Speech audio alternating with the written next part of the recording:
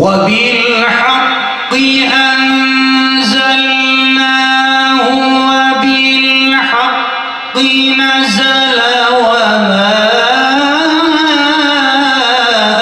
أرسلناك إلا مبشرا ونذيرا وما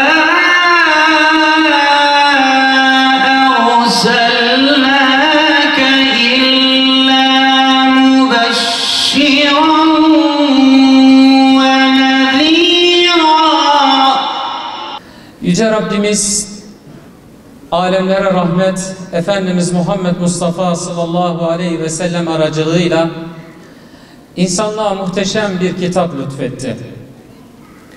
Bu kitap bizlere yaratılışımızın gayesini, varoluşumuzun hikmetini öğretti. Bu kitap bizlere hayatın ancak imanla anlam kazanacağını, İnsanın ancak kullukla yücelebileceğini bizlere öğretti. Bu yüzden bizler 14 asırdır bu kerim kitabı zihinlerimize, gönüllerimize nakşettik. Ona sarsılmaz bir imanla ve derin bir muhabbetle bağlandık. Bu kerim kitap, kurtuluş reçetemiz, hayat rehberimiz Kur'an-ı Kerim'di. O Kur'an-ı Kerim ki hayatı bize anlamlı kılan, bugüne ve yarına dair ümidimizi diri tutan rehber bir kitaptı. O Kur'an-ı Kerim ki müminin hüznünü, sevincini, varoluşunu, yok oluşunu ibadete dönüştüren bir kulluk kitabıydı. İlimizde hamdolsun 4 ilçemizde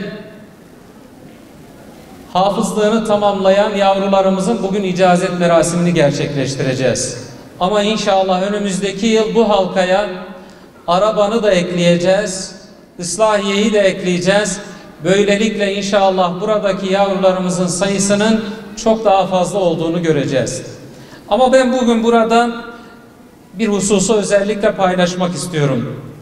Gaziantep din hizmetine, din eğitimine, Kur'an hizmetine gönül vermiş müstesna bir şehir. Duygulu bir an yaşıyoruz. Bundan 2 ay önce Sayın Müftüm bahsetti.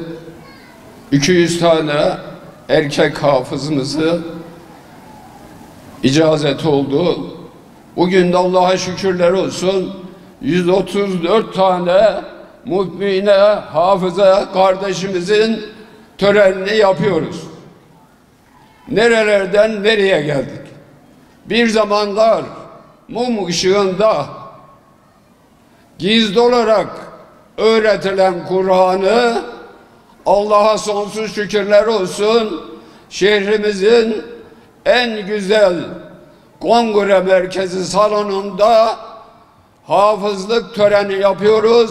Allah'ım sana sonsuz şükürler olsun. Benim sizden ricam var. Hafız oldunuz. Gecenizi gündüzünüze kattınız. Çok emek çektiniz. Allah'ın yüce kitabını kalbinize nakşettiniz. Ama bundan sonra inşallah o yüce Kur'an-ı Kerim'i anlayacaksınız, yaşayacaksınız.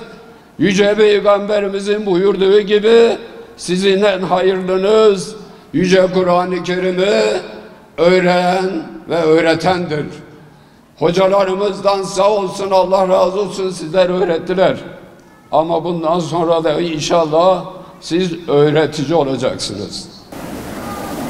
Ölçümüzü, davranışımızı, ahlakımızı Kur'an-ı Kerim'e göre belirlediğimizde ve sevgili Peygamberimizi ve onun ailesini kendimize rehber ve örnek edindiğimizde kalplerimiz daha mutmain, ailelerimiz daha huzurlu, komşuluk ilişkilerimiz daha güzel, kazancımız ve zamanımız daha bereketli olacaktır.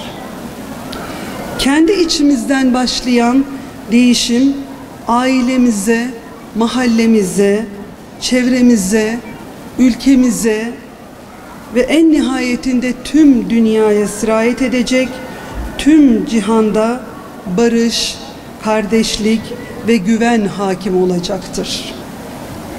Herkes Kur'an-ı Kerim'den Kur'an'a hizmeti kadar istifade eder. Yani ona ne kadar değer verirsek Allah katında değerimiz o kadar artacaktır.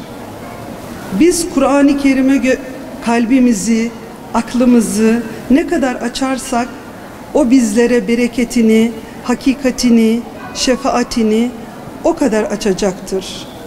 Yüce kitabımıza karşı sorumluluklarımızı hakkıyla ifa edersek o da bize dünyada izzet, iffet, huzur, itibar, kuvvet kazandıracak, ahirette bizi bahtiyar olanlardan kılacaktır. Kıymetli hafızlarımız, hafızlık Cenab-ı Hakk'ın yeryüzünde bir insana peygamberden sonra verebileceği en büyük şereflerden bir tanesidir. Bu şeref insanın aklını, kalbini, sadrını canlı bir mushafa dönüştürür. Sizler her biriniz hıfzınızı tamamladınız elhamdülillah. Hafız oldunuz ve birer canlı Kur'an'a dönüştünüz. Hafızanız Kur'an-ı Kerim'in kaydedildiği bir hafıza, kalbiniz de Cenab-ı Hakk'ın vahyinin üzerine yazıldığı bir kalp oldu. Fakat onu okumak ve ezberlemek yetmez. Anlamak ve hayatımıza geçirmek gerekmektedir. Ezberlediğiniz ayetlerin hayatınıza da yansıması gerekmektedir. Çünkü Efendimiz kim Kur'an'ı öğrenip ondaki emirlere amel ederse ben de onu cennete sevk eden ve cenneti ona gösteren kılavuz olurum demiştir. O halde önemli olan Kur'an'ı sıradan bir metin ezberler gibi ezberlemek değil, Kur'ani yaşayışla Müslüman kimliği oluşturmak, her zerresi ilim, irfan, edeple donatılmış şahsiyetli bir kişi olmak, Kur'an'ı satırlardan sadırlara geçirmektir. Hafizelerimizden Allah razı olsun. Özellikle ailelerinde, annelerinde, babalarında destek veren herkesten Allah razı olsun. Bizim yüz akımız oldular, ümmetin yüz akı oldular. Peygamberimizin emanetini en iyi şekilde muhafaza ettiler. Onlara teşekkür ediyoruz. Gaziantep'in din hizmeti anlamında bugünü dünden iyi, yarını da bugünden daha iyi olacak.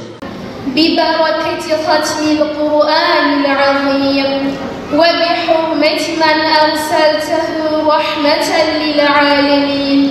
İsmi azam hakkına, Kur'an-ı Azimüşşan hürmetine, Resul-i Ekrem aleyhisselatu vesselamın hürmetine bir merasimimizi mübarek eyle. Harf harf, kelime kelime, hafızamızda bulunan kelam-ı kademin hakkına sığınarak yalvarıyoruz. Onun sevgisini gönüllerimize hakim kıl. Kur'an kalbimizin gıdası, ruhumuzun cilası, kabrimizin ziyası, maddi ve manevi derslerimizin şifası eyle.